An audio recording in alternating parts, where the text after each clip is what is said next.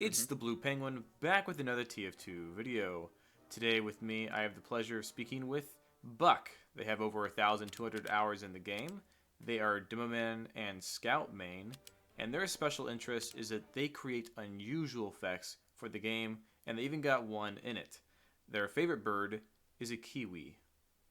So my first question for you is, how did you get into creating unusual effects? I remember almost the exact date that happened. When I was watching a weather documentary, and I was like, I was seeing blue jets at the second, and I thought, wow, yeah, that sure would look cool in Team Fortress 2.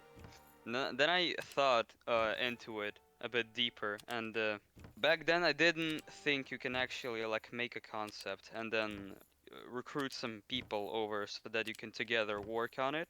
I thought that I can only like do it myself, so I did.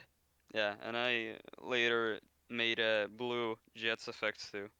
So my next question for you is, what are some of the challenges that you face when creating unusuals? The biggest and the most obvious one is the absolute total lack of any like educational material. Like I either had to use some like old Half-Life tutorials or like about importing custom sprites. I had to first I had to again look at some map sprites being created and ask for some help of the friends about the part itself, then yes, it's barely anything.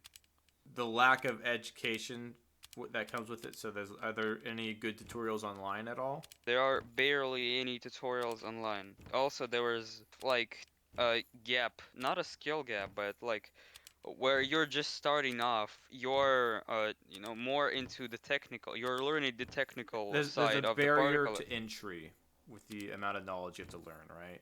Not really. It's not what I'm trying to say right now. What I'm saying is, at first you're gonna like be like studying the technical part of the particle editor, and so you're gonna come up with different concepts that are more technically advanced to your perspective, but they don't look good. A lot of people starting off, they kind of can't think of an unusual effect that would look good in the game, and it takes some time and skill. So you're saying like the creativity aspect of coming up with good ideas is the hard part then? Yeah, Okay. So what do you find most enjoyable about creating these effects? getting paid. I know for legal reasons you're not able to discuss how much money you Yeah, make from this, but with yeah. your one effect in the game, has it been really beneficial, or is it just kind of like money for the side, if that makes sense? Well, I am unemployed, so it's a big leap for me, but at the same time, this update was like it was bad, honestly. The hats, the effects, it was all pretty bad to be honest. And the bad thing is that well, basically, only the hats and cosmetics are the things that hold the case.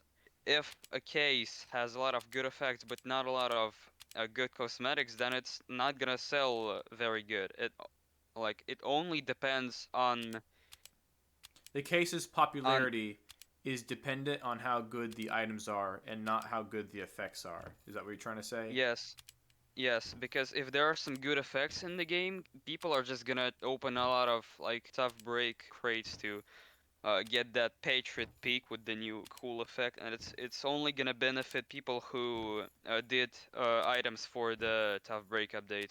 Oh, I see. Okay. You only get money from the case that was added with your effect. All right. What would you like to teach the TF2 community about unusual creation? I got on to writing a tutorial a while back, but I'm kind of leaving it to the side at the moment. I don't know, I think I will. So you are wanting to actually do a tutorial video? Yeah. What are some of your favorite effects that have been added to the game, or like what effects do you find interesting?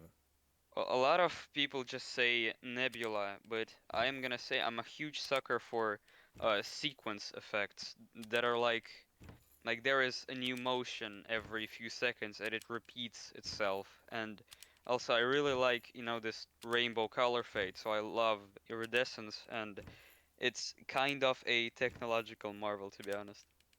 How often do you work with other people when creating a unusual effect? Mm, well, every effect, it doesn't require promoters, but it would look like a preview for the first effects I did, which I edited on my Samsung phone in the basic gallery app. It would look.